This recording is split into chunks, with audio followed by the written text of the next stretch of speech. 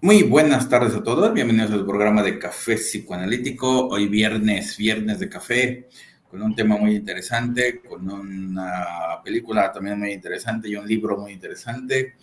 Y por lo mismo es que, bueno, hoy lo vamos a tratar. Pero antes que nada, por favor, nos presentamos. Raúl, si no está amable. Muy buenas tardes para todos y todas, esperando que se encuentren muy bien. Como cada ocasión, los saluda Raúl Ruiz con mucho gusto, esperando que por supuesto nos acompañen con sus comentarios, con sus alusiones.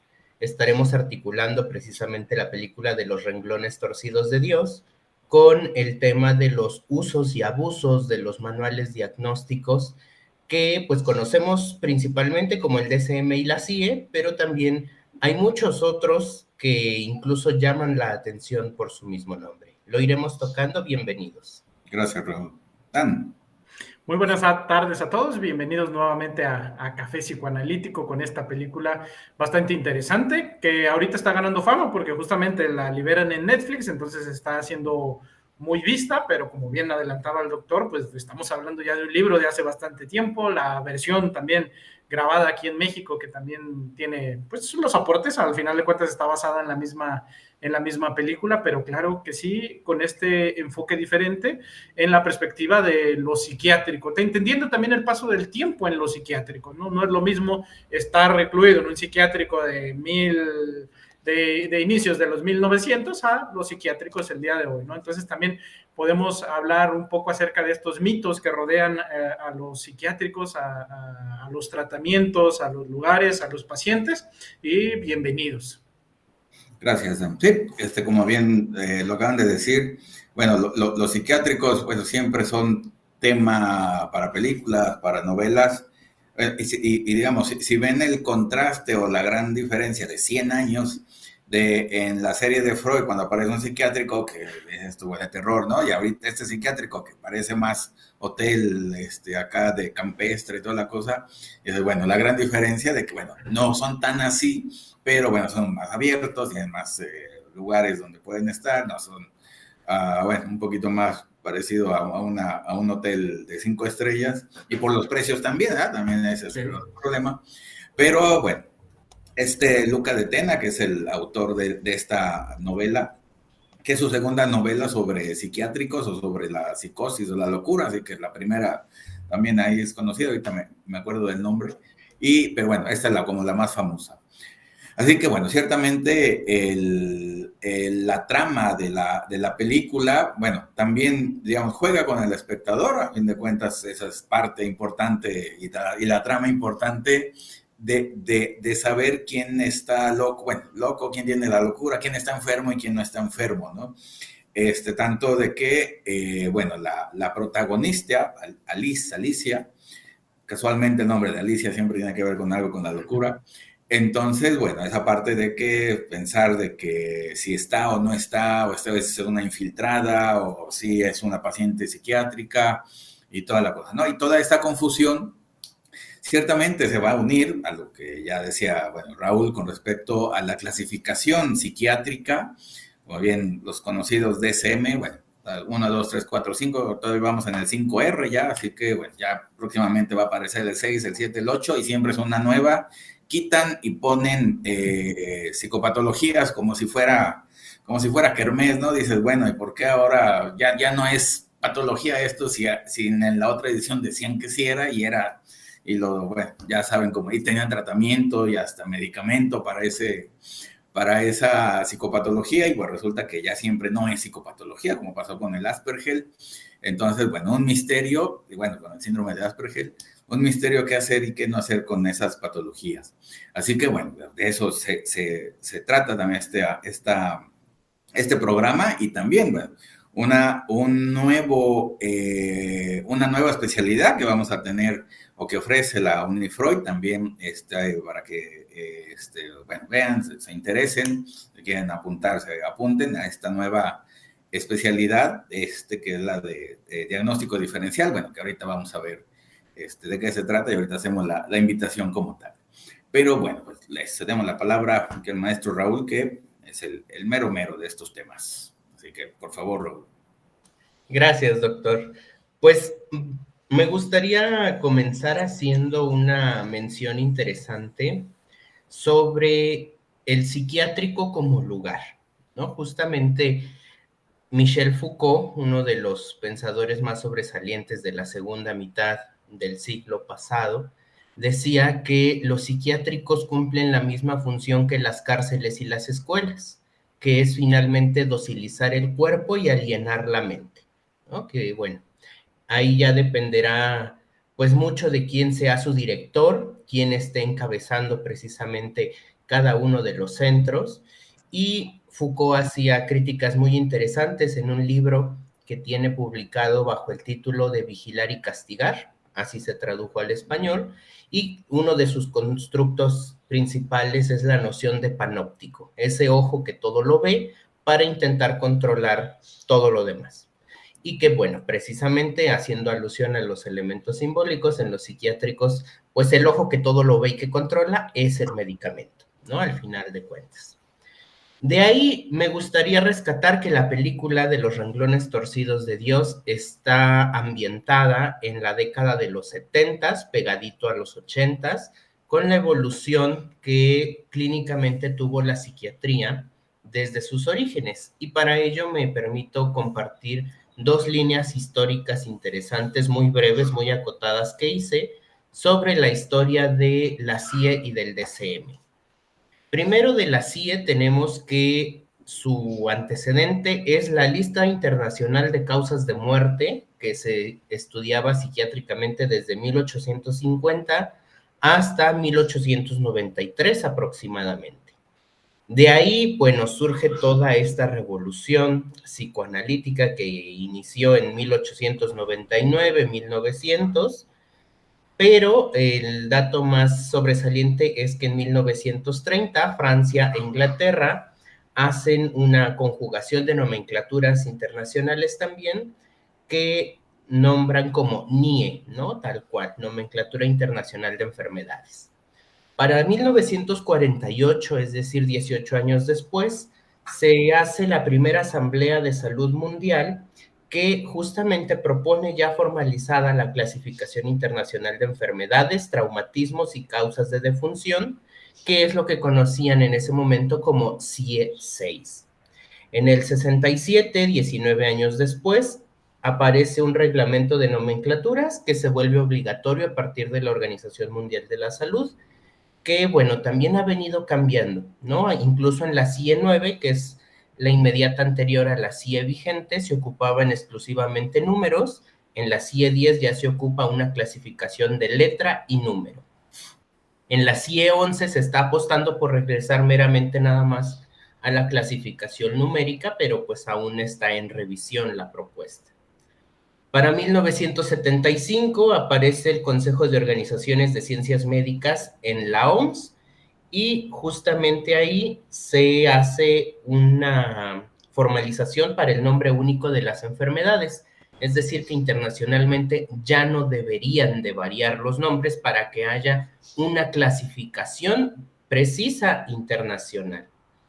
Y para 1992, al periodo de 1998, en esos 6 años, se formaliza la CIE 10, que es la que aún permanece vigente en nuestros días, y hasta el 2019, hace 5 años, la Asamblea Mundial de la Salud en mayo hace pues la invitación a que se actualice justamente esta clasificación.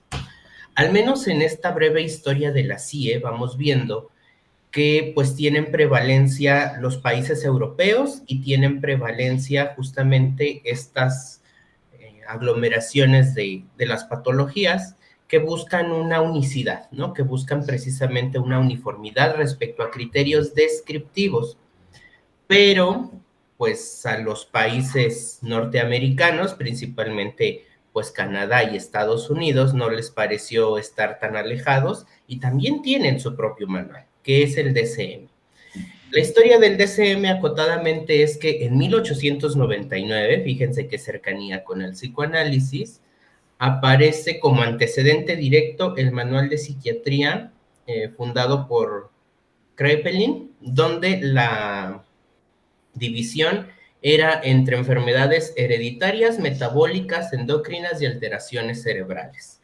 Si se dan cuenta, es una clasificación muy ambigua porque cuando los pacientes tenían un padecimiento que atendía a dos posibles clústeres, digámoslo así, pues no sabían cómo clasificarlo y entonces la atención y el tratamiento estaban muy limitaditos.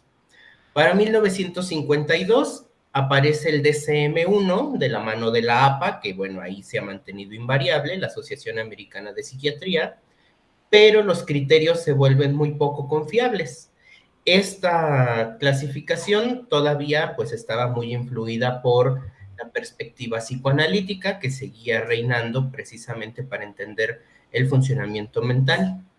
Para el 68 aparece el DSM-2, ahora sí haciendo alusión a clústeres sintomáticos basados en la estadística y en los elementos factoriales, donde uno de los elementos principales que aparece es el espectro de la esquizofrenia. Para 1980 está ya el DSM-3, que abandona definitivamente la perspectiva psicoanalítica, se vanagloria con una bandera estandarte que su base es completamente empírica y aparecen los primeros ejes diagnósticos contemplando los trastornos de ansiedad y desaparece la homosexualidad como enfermedad como elemento particularmente sobresaliente. Para el 87, es decir, en un periodo muy breve, aparece el DSM-3R, la edición revisada, donde se profundizan en los trastornos afectivos, la hiperactividad, y se empieza a hablar de la importancia de evaluar un funcionamiento global para los pacientes. En el 94 aparece el DSM-4, que intenta abreviar justamente los síntomas y el lenguaje que era muy médico en el DSM-3 y en el DSM-3R, y empiezan a apostar por criterios de validez y confiabilidad, sobre todo con lo que respecta a los trastornos orgánicos que aparecen con mayor apremio. Para el 2000 aparece también el DSM-4TR, 6 años después, y pues aquí ya se hace un énfasis en los trastornos de la infancia y la adolescencia, y su publicación en español demora 2 años, es decir, aparece hasta el 2002. Posteriormente, 13 años nada más, aparece DSM-5 y ahí empiezan las grandes controversias. Y de por sí ya los DSMs traían una fama de ser muy sosos respecto a las utilidades que le podríamos dar los psicoanalistas, pues aquí se hace más grande porque se empieza a pensar que el DSM-5 ya tenía una influencia de la industria farmacológica y que entonces por eso se inventaron tantas enfermedades que antes no existían. Y para sorpresa de nadie, hace 2 años, 2022, se empieza a apostar por un DSM-5-TR, que pues ya está oficializado en inglés. Ahora nada más estamos en espera de la traducción en español para que se empiece a hacer válido también en las instituciones que así decidan usarlo. ¿Por qué hago esta relación de la historia de la CIA y del DSM? Porque nos va mostrando precisamente la evolución de la psiquiatría descriptiva que va de la mano con la disciplina médica y que se ha ido olvidando de los elementos subjetivos de las personas y entonces empiezan a trabajar con enfermedades y los pacientes son clasificados, son cosas que merecen un descriptivo. Y eso es lo que justamente va haciendo las disparidades respecto a nuestra disciplina, donde nosotros en psicoanálisis trabajamos justamente con la subjetividad y el reconocimiento de la persona en tanto tal. Me gustaría que se sentara esta base y bueno, posteriormente voy agregando algunos otros comentarios. Maestro Daniel. Gracias. Vale la pena hacer la breve advertencia de recordarles a nuestra audiencia que la mayoría son adeptos o les interesa o están buscando influenciarse en torno al psicoanálisis. Si hay aquí también algún otro trabajador de la salud mental que tenga otro tipo de corrientes, pues tampoco estamos peleados ni mucho menos, pero vale la pena hacer la advertencia de que psicoanálisis no es lo mismo que psicología, por lo tanto no es lo mismo que psiquiatría, no es lo mismo que otras corrientes psicológicas, no es lo mismo que la medicina, ¿vale? Aunque si bien nos vamos atrás en la historia y recordaremos que Freud, médico, neurólogo, empieza el estudio y se recordarán con las neuronas las neuronas motoras, las neuronas sensoriales, etcétera, etcétera. Poco a poco el psicoanálisis va ganando su propio campo de estudio. Y entonces, ¿por qué hago esta advertencia? Porque hemos tenido programas específicos acerca de la psicopatología desde el psicoanálisis, ¿vale? Entonces, bueno, comúnmente me hacen la pregunta algunos de los estudiantes que me dicen, bueno, es que entonces no sé, una persona con histeria es lo mismo que una persona con un trastorno de la personalidad, o un paciente border es exactamente lo mismo que un trastorno de la personalidad limítrofe. Pues bueno, la aclaración aquí es que no hay que confundirnos y saber también en dónde estamos parados. ¿Desde qué perspectiva estoy trabajando y el lugar en el que estoy trabajando? La invitación para los que inician, para nuestros alumnos, al menos de mi parte, siempre ha sido, si estás en una institución, trabaja bajo los estándares de dicha institución. Si estás trabajando en un hospital y si te pide realizar un diagnóstico en base al DSM, realízalo. Al final de cuentas, estás trabajando para una institución bajo ciertos criterios. En tu práctica clínica, en tu consultorio, si quieres basarte en la psicopatología psicoanalítica, y ahí sí ponte a hablar de la histeria y ponte a hablar que si la estructura psicosomática, etcétera, etcétera, hazlo. Pero no me quiero... Tampoco quiero decir con esto que hagamos una revoltura, todo lo contrario. Ubiquémonos en dónde estamos y desde qué perspectiva vamos a estar trabajando.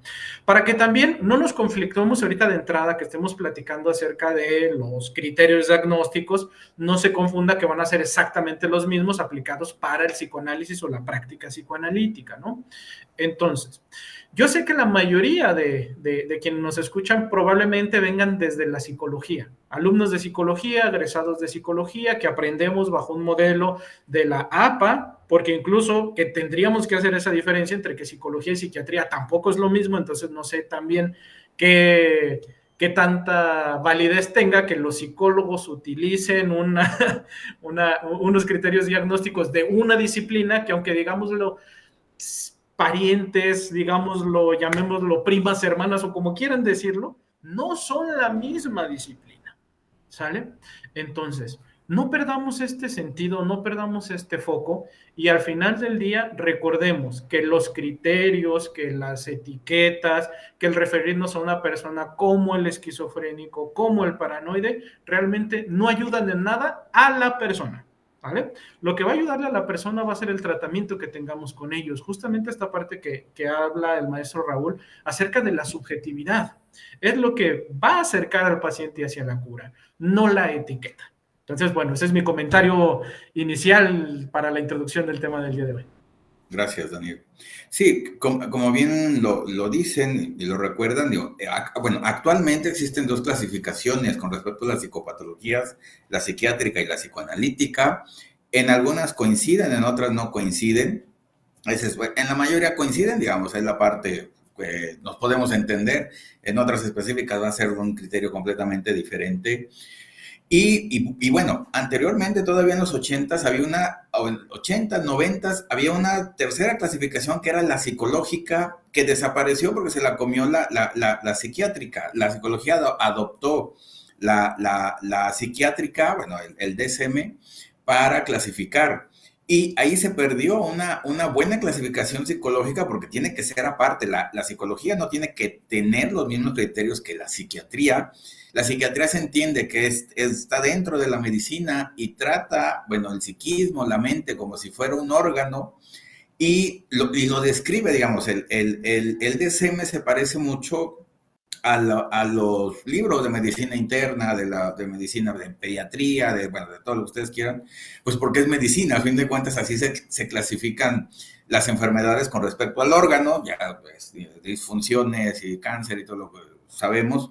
Pero el problema es que la mente no tiene esa misma problemática con respecto a las enfermedades que no se pueden clasificar porque no hay un órgano que que tenga células y se esté modificando o su funcionalidad. Aquí todo es a nivel de lo psíquico, como bien sabemos, ¿no?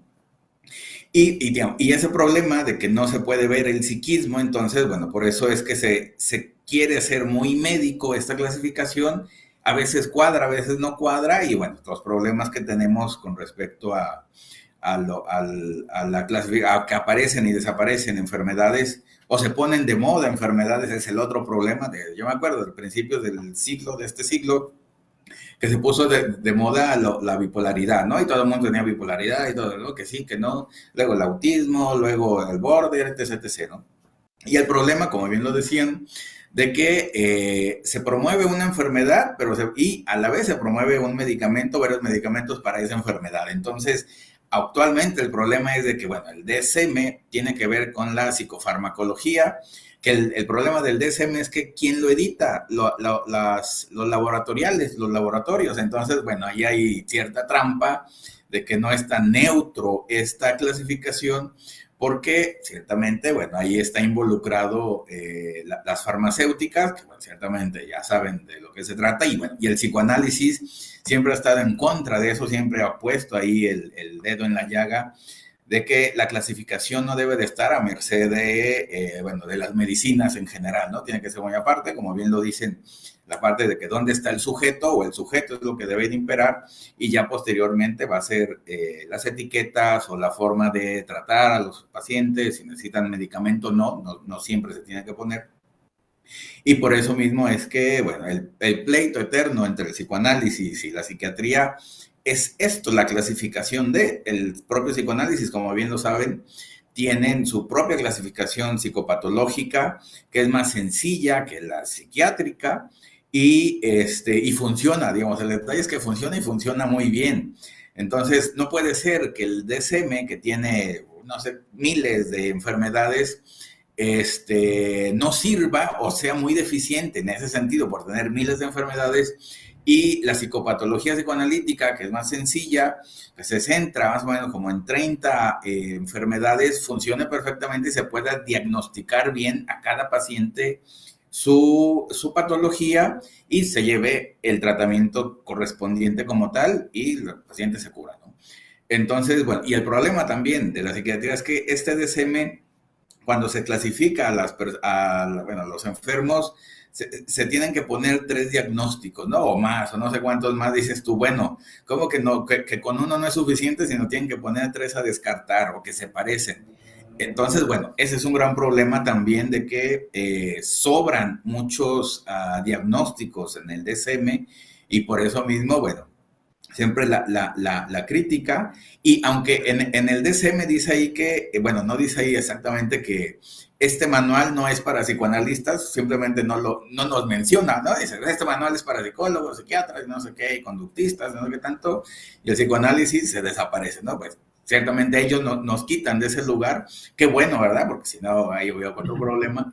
Pero esta parte que, bueno, el DSM es una clasificación médica, y bueno, sirve más o menos para la psiquiatría, pero no lo debería de adoptar la psicología porque es una clasificación médica. La psicología debería otra vez recuperar esa clasificación para que se pueda entender desde la psicología, las psicopatologías, y se enriquezca al fin de cuentas el modo de clasificar o de nombrar las patologías o las enfermedades mentales, y sea más sencillo de lo que propone la propia psiquiatría como tal, ¿no? Es un problema, y bueno, y por eso mismo, bueno, ahí apareció este libro del libro negro de la psicopatología contemporánea, que hace todos estos críticas al DSM y al CIE, y bueno, es ahí la discusión importantísima, y bueno, tanto así de que, bueno, con referencia a la película, que pareciera que un enfermo, una patología pareciera que está sano y que los sanos están enfermos, y esa es otra confusión todavía más, otra polémica, de que no puede ser que un manual de clasificación tenga esta abertura de que los sanos estén enfermos y los enfermos estén sanos, ¿no? Dice, no puede ser esta parte. Y como dice este libro, bueno, ya por último, dice, el tratamiento de las enfermedades mentales es sobre las conductas descritas y no sobre las causas de las enfermedades. En realidad, para el DSM no hay enfermedades, sino trastornos de comportamiento. Y aquí, digo, si las causas son genéticas, pues ¿cómo se va a cambiar los genes a cada uno de cada paciente para que se quite la enfermedad? Es algo así como, bueno, ridículo, como lo ponen, de que solamente se quitan síntomas sin importar la causa, sin importar la etiología, y los síntomas lo quitan los medicamentos y se soluciona el problema, bueno, según ellos, ¿no? Entonces, más problemas todavía para poderlo clasificar y poderlo tratar, ¿no? Raúl, por favor.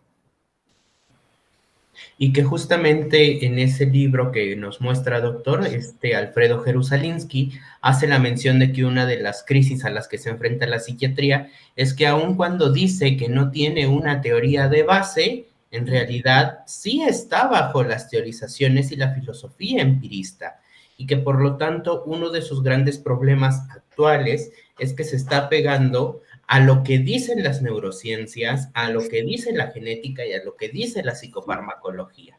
No está desarrollando un criterio propio en el afán de seguir defendiendo que no tiene una teoría de base. Y ese es un problema. Refiriéndonos justamente a la película, Alice Gull de Almenara cubriría todos los criterios que estaban justamente en el DSM de ese momento, que históricamente era el DSM-2, tránsito al DSM-3, o la CIE-9, ¿no? Que eran justamente los criterios para la paranoia. Por eso el rector justamente de la institución psiquiátrica, el doctor Samuel Alvar, logra hacer un diagnóstico, pero más allá del criterio, ¿no? que la descripción. El problema es que si lo vemos desde el psicoanálisis, Alice no tiene una psicosis propiamente. Alice tiene un trastorno límite de la personalidad grave, con una prueba de realidad, sí, pero con un sentido de realidad alterado y un juicio de realidad nulo, con un control de impulsos bajo y con una falta de tolerancia a la frustración que evidentemente la llevan a utilizar mecanismos defensivos muy primarios y muy primitivos. Es por eso que se vuelve importante tener la perspectiva diferencial, porque definitivamente vamos a estar trabajando en muchas ocasiones interdisciplinariamente y debemos de conocer cuáles son los manuales y cuáles son las descripciones que ocupan esos otros profesionistas.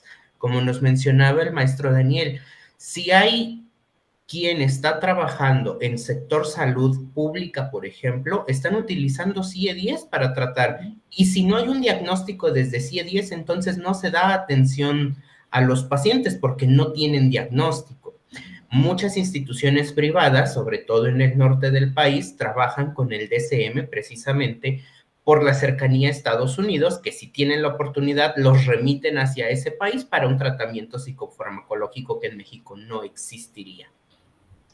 Y como nota al pie de página de lo que nos compartía el doctor también, no nada más existen las dos clasificaciones de psiquiatría y psicoanálisis, existe una tercera, que es la que me parece más grave, principalmente reconociendo porque no comparto mucho de los aportes de esta vertiente, que es la clasificación psicodinámica. Hay un manual diagnóstico psicodinámico que en español se tradujo como Manual Operacionalizado Psicodinámico. Y justamente es una base psicodinámica principalmente proveniente de la psicología del yo, desde la psicología del self y la psicología de las relaciones, no, de las corrientes relacionales intersubjetivistas de Estados Unidos, y que justamente buscan que todos estos constructos de base psicoanalítica se operacionalicen a manera de detectarlos mediante conductas. Y entonces uno se pregunta, ¿qué diferencia hay con el DSM si se supone que están criticando a ese manual y están construyendo uno exactamente igualito, ¿no? Entonces, ahí es donde entra lo preocupante. Y precisamente los psicólogos, y lo hablo desde el tener formación en psicología, estamos muy confundidos en nuestro campo de estudio, porque si no nos atrincheramos en el DSM, sentimos que no tenemos una línea para poder trabajar. Y ese es un grave problema, porque entonces no estamos entendiendo ni el campo de estudio de los psicólogos, ni el campo de estudio de los psiquiatras, y si nos estamos dedicando al psicoanálisis como línea de profesionalización, también estamos desconociendo nuestros parámetros y alcances. Maestro Daniel. Gracias. Refiriéndome también a la película y al uso de los manuales, también corremos este peligro que se ha difundido demasiado en redes sociales. El tener un manual que se publica y que además es base de los tratamientos, o sea, se toma con seriedad dentro de ciertos grupos de profesionistas, y entonces se publica y ahora resulta que me ha tocado ver en diferentes ocasiones que los criterios se publican a través de un TikTok. Y entonces, pues las personas se autodiagnostican gracias a que en el TikTok vieron que si se cumple con 4 o más de los siguientes criterios, ya tienes tal padecimiento, ¿no? Y entonces estamos viviendo epidemias, por llamarle de alguna manera, de trastornos mentales, sin realmente un buen ejercicio del diagnóstico. A pesar de que estamos hablando ahorita en torno a las dificultades y de alguna manera también a los entorpecimientos que crean estos manuales, no podemos negar que también tienen una utilidad y que se agradece también que existan, ¿no? Hasta cierto punto. Tampoco se trata de decir que el diagnóstico no deba de hacerse, ni mucho menos. Aquí la cuestión es, de acuerdo, pero el diagnóstico es una herramienta para el profesional de la salud. No lo es todo. El diagnóstico no es el tratamiento. El diagnóstico no es la panacea que va a resolverle el problema a la persona. El diagnóstico es esta guía que me hace diferenciar entre otros padecimientos, que me hace ser más específico en torno al malestar que está viviendo mi paciente y entonces dirigir el tratamiento hacia un objetivo específico, llamémoslo así, ¿no? Esta es la utilidad, pero es una herramienta como otras, es una herramienta como el diván, es una herramienta como la utilización de las pinzas o el desarmador de pronto, por ejemplo, para un electricista, ¿no? Y eso es lo que a veces se nos nubla. Pasa algo con este tipo de manuales y buscando la famosa cientificidad. Ojo, lo estoy usando como ejemplo, no digo que sea así, pero a mí me parece que sucede lo mismo que cuando uno dice una mentira. Uno dice una mentira y para sostener la mentira va a tener que decir otra. Para sostener esa otra mentira hay que inventarse otras 3, otras 4, otras 5 para que la mentira original no pierda su sentido o no pierda su valor y al final del día estamos inmersos en tantas mentiras que ya no sabemos ni para qué estamos haciendo lo que estamos haciendo, ¿no?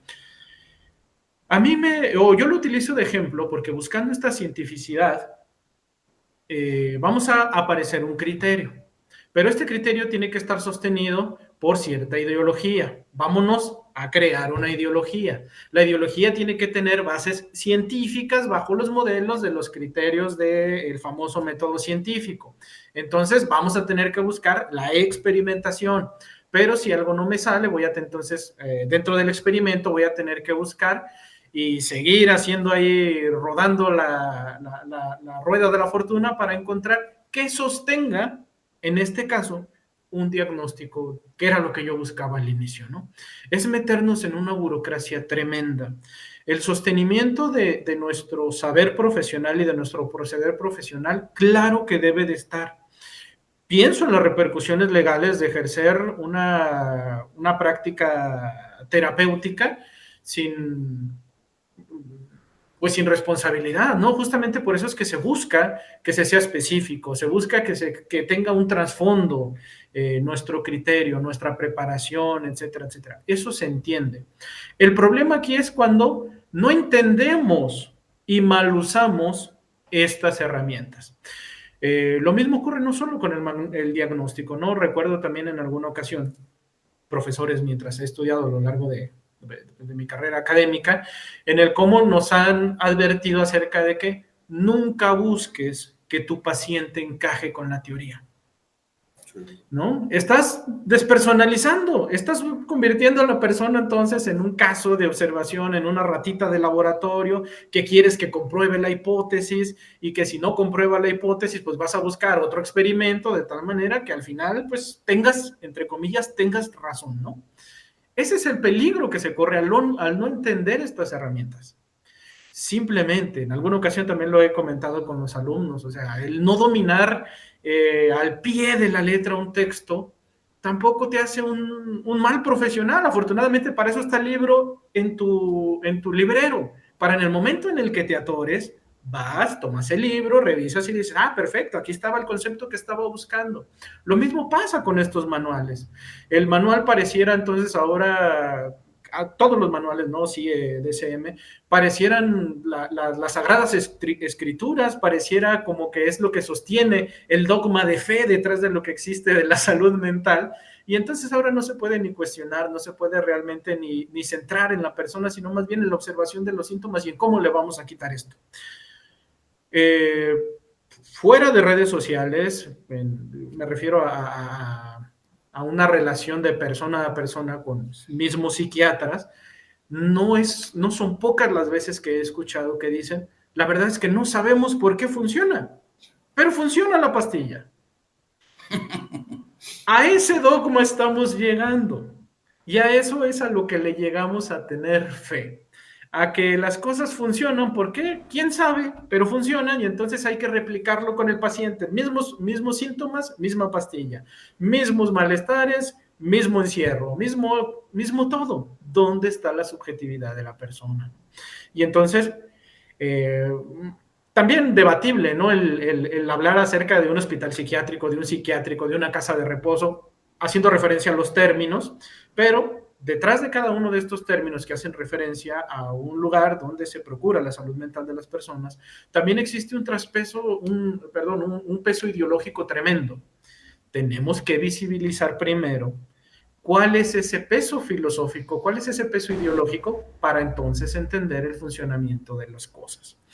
¿A qué nos invita esto? A lo mismo que nos ha invitado el psicoanálisis siempre, a ser crítico, a observar, a sacar la interpretación de un buen entendimiento de las cosas para poder hacer uso de las cosas, develar lo que está oculto para entender la pieza completa, no quedarme únicamente con lo que es observable.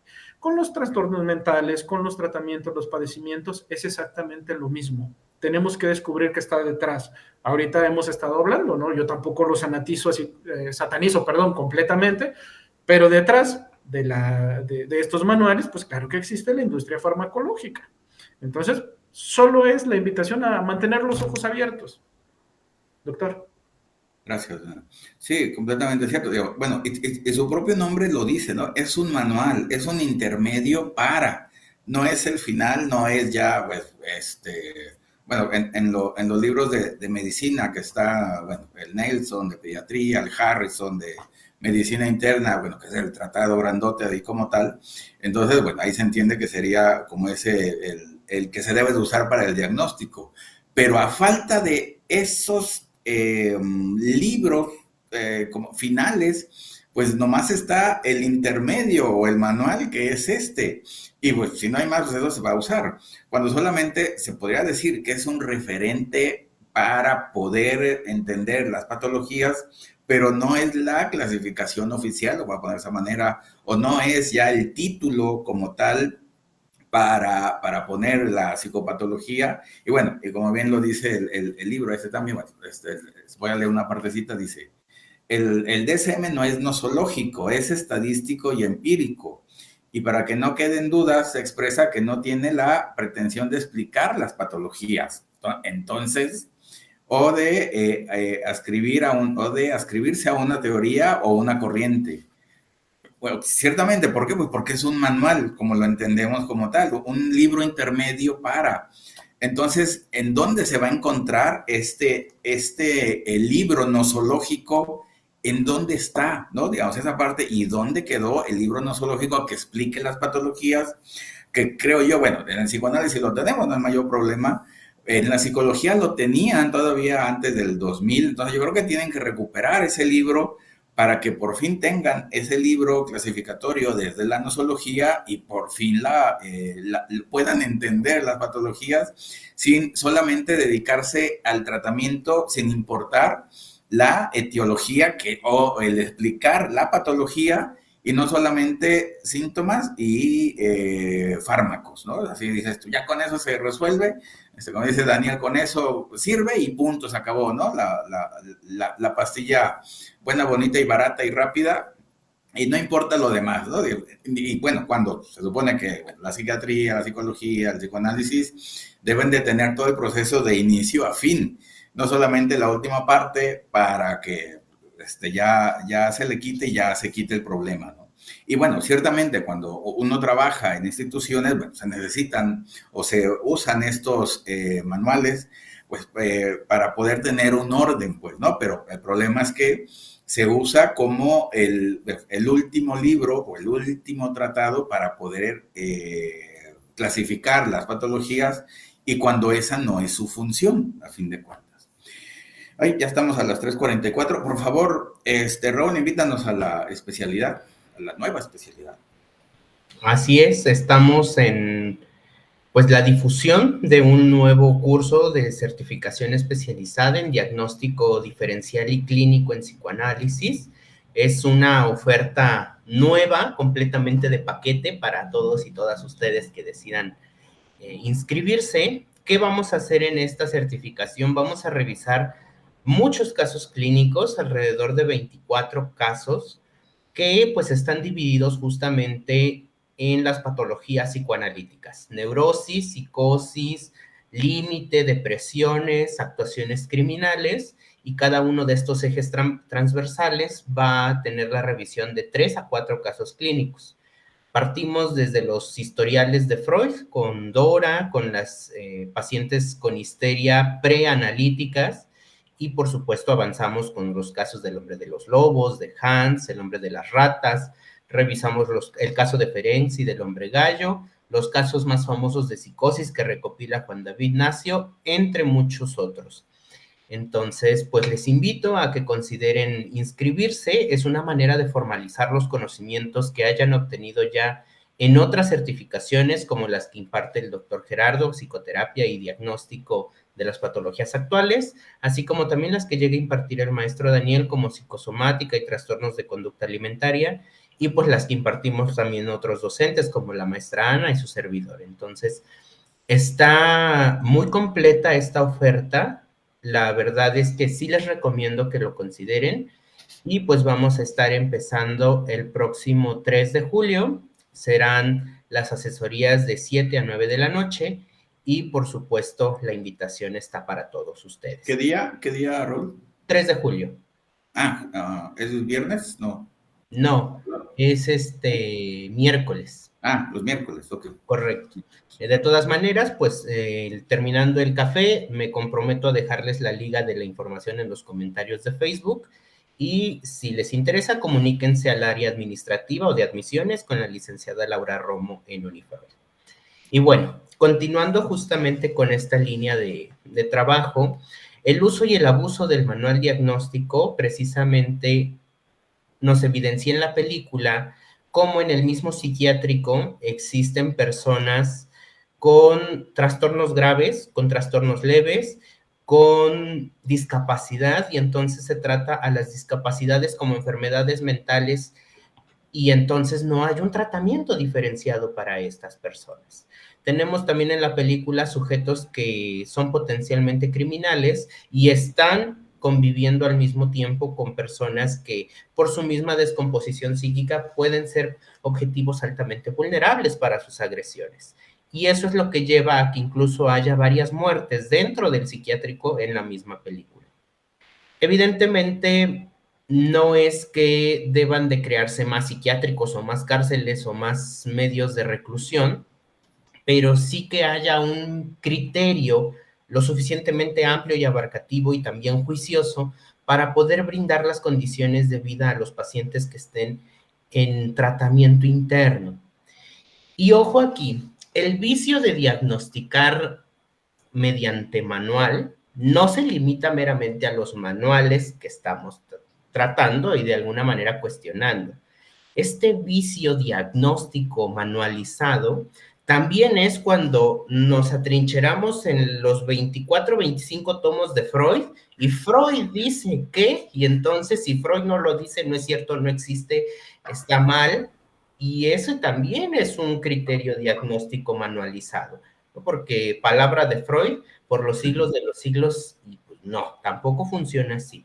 O atrincherarnos en la teoría general de las neurosis de Fenichel, o en los veintitantos seminarios de Lacan, o en los tomos de las obras completas kleinianas, ese también es un vicio metodologizado para poder diagnosticar. Entonces, es importante conocerlo, es importante sí respaldarnos con una línea de pensamiento para tampoco crear diagnósticos campechanos y amorfos, pero definitivamente necesitamos siempre tener el juicio y el criterio lo suficientemente fundamentado en la clínica y en la práctica para no cometer yerros que afecten más a la subjetividad de nuestros pacientes que de por sí ya están sufriendo consecuencias de algún malestar subjetivo.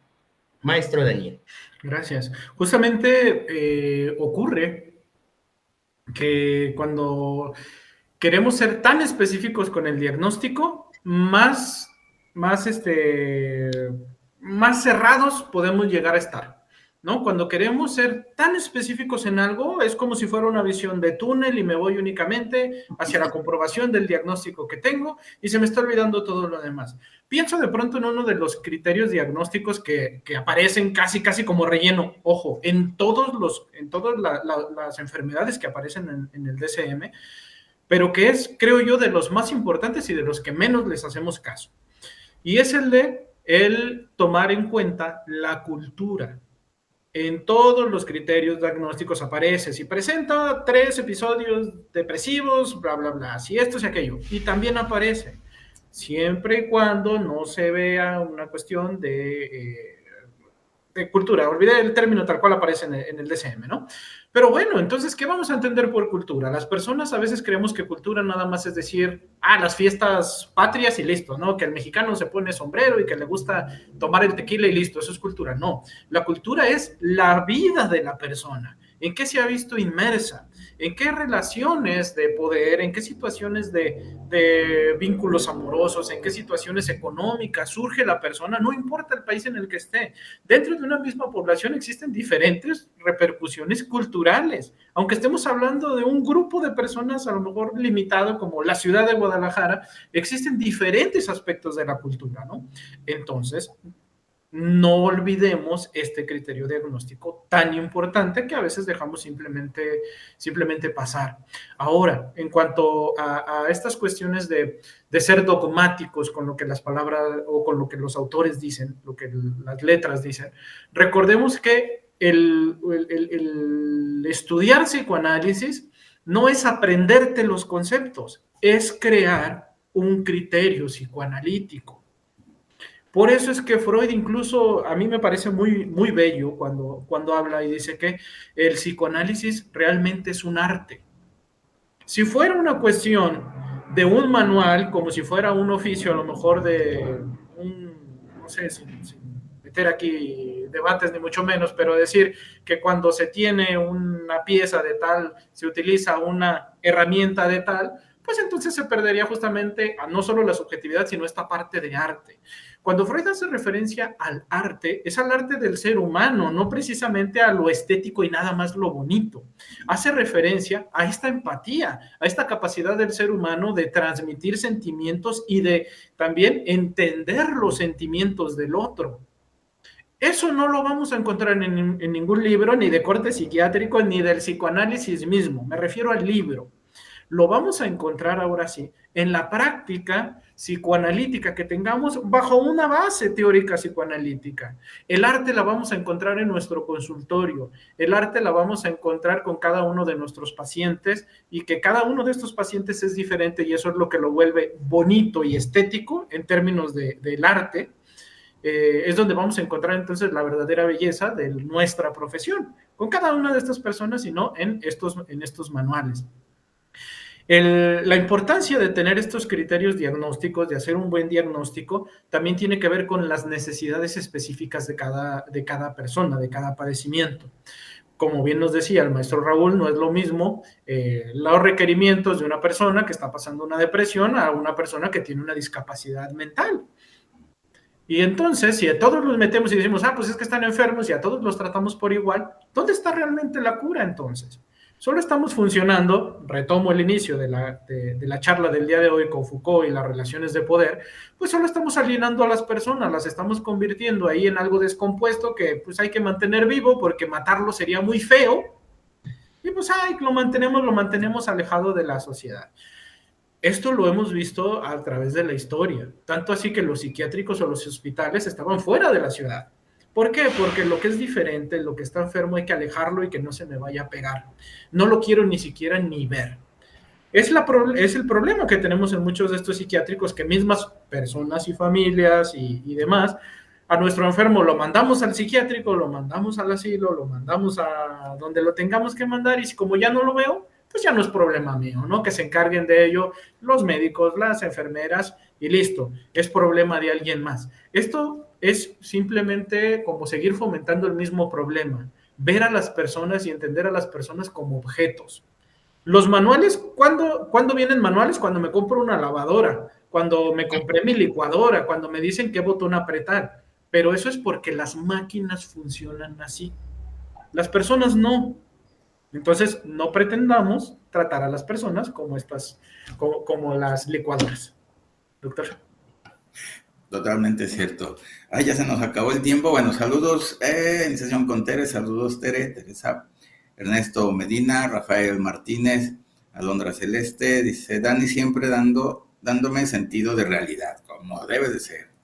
Dice Tere, cuando el consultante pregunta qué tengo, es decir, quiere una etiqueta, ¿cuál sería una opción suficientemente buena para devolverle y no así una estructura como tal? Bueno, como bien saben, en psicoanálisis hay dos diagnósticos. Uno es el diagnóstico que es la patología, lo que está sufriendo el paciente, y el segundo diagnóstico es la estructura.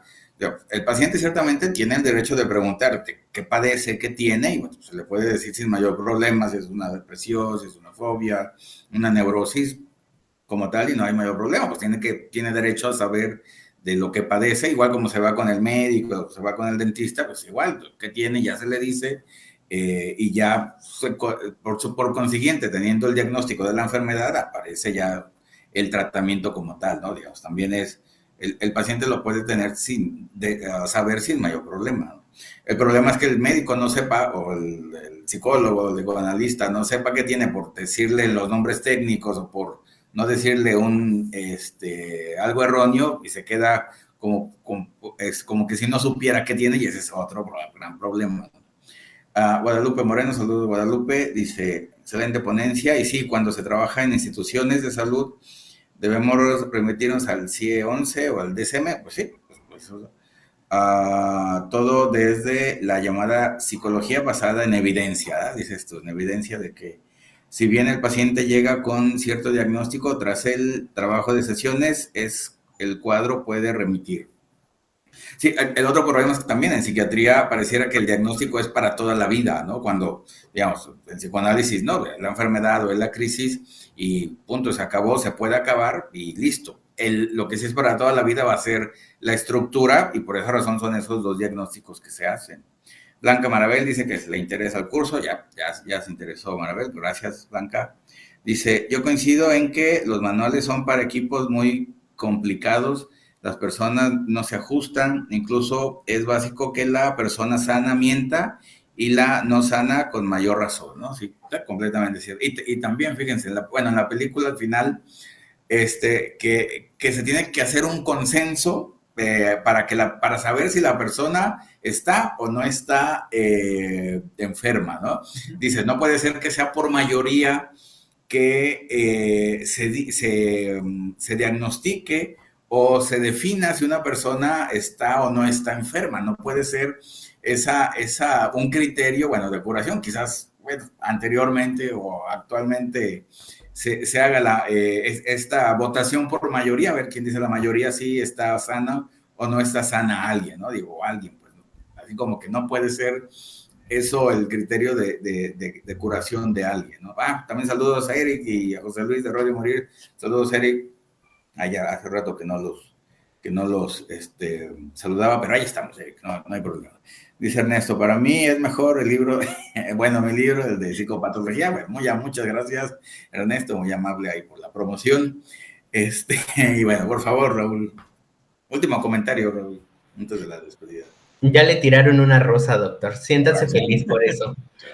Pues sí, y justamente algo que vemos a lo largo de toda la película son las reacciones contratransferenciales que un paciente grave suscita en su médico, y que si el médico no sabe reconocerlas, entonces se dejará avasallar por ellas en un intento de seducción muy fuerte.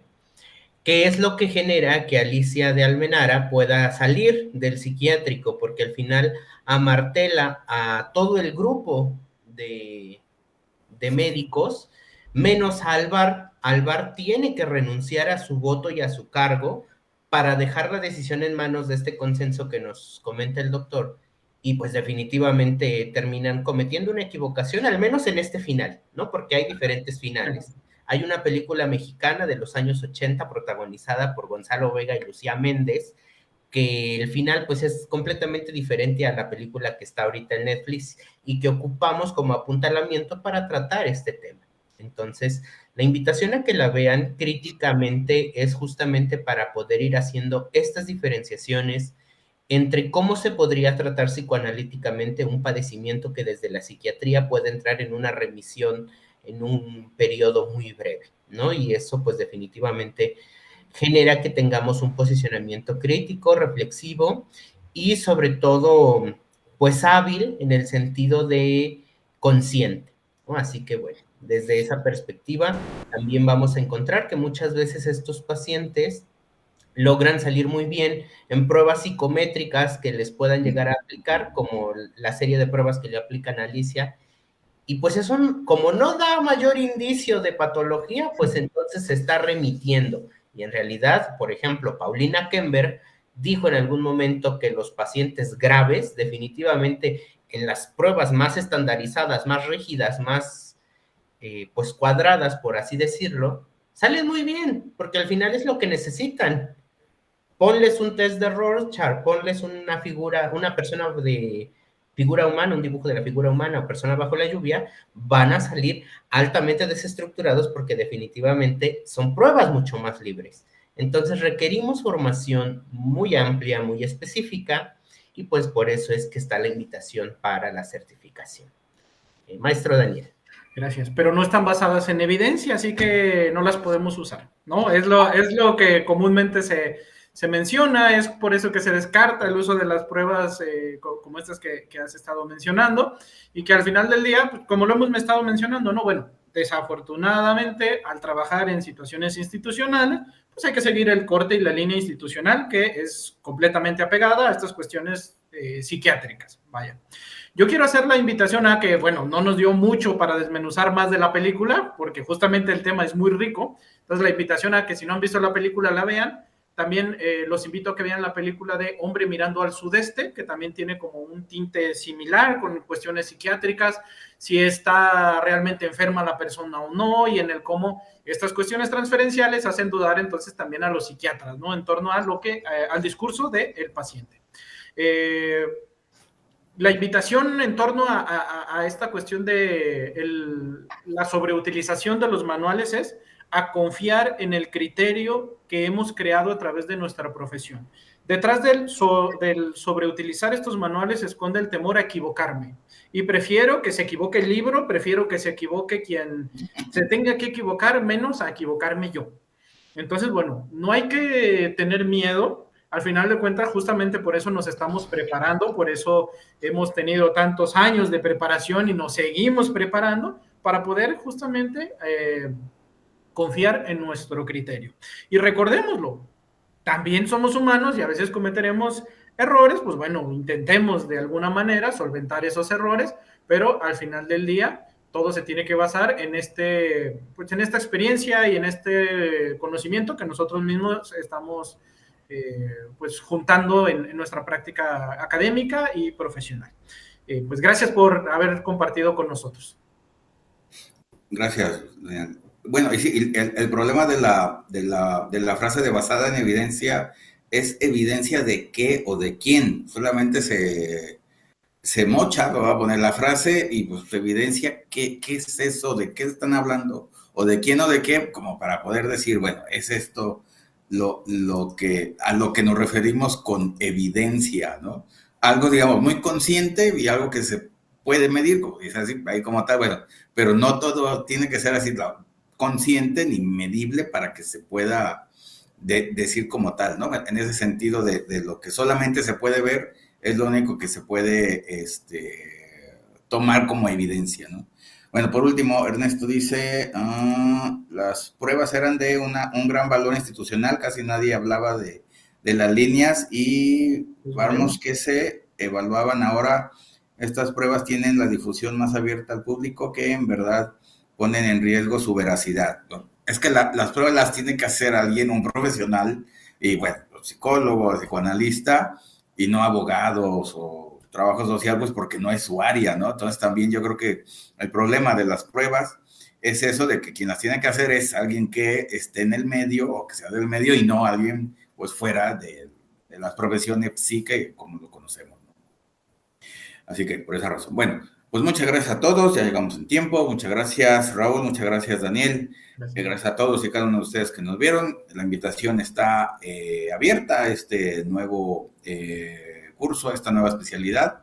Así que, bueno, también para que a los que querían una nueva especialidad aquí en la universidad, bueno, ahí está ya está abierta las inscripciones y nuevo material, nuevos clases, nuevo todo ahí para que vean. Así que ahí está presente. Así que bueno, muchas gracias a todos, cuídense mucho. Ahí están las redes sociales, Twitter, Instagram, LinkedIn, YouTube, la página de la universidad, www.unifroy.com. Así que bueno, muchas gracias Ernesto, saludos, buen fin de semana a todos, cuídense mucho, ahí están las recomendaciones, las películas, y nos vemos el siguiente viernes aquí con un tema más interesante o muy interesante como este. Así que un abrazo a todos, los queremos mucho y seguimos aquí en los calores infernales de mayo aquí en México. Y bueno, casi todo bueno, nomás en México, ¿verdad? Yo no he escuchado que en otros lados haya calor. Sí, también, bueno si están acá del lado del norte del mundo, pues hace mucho calor. Así que bueno, gracias a todos y que tengan buen día. Hasta luego. Adiós.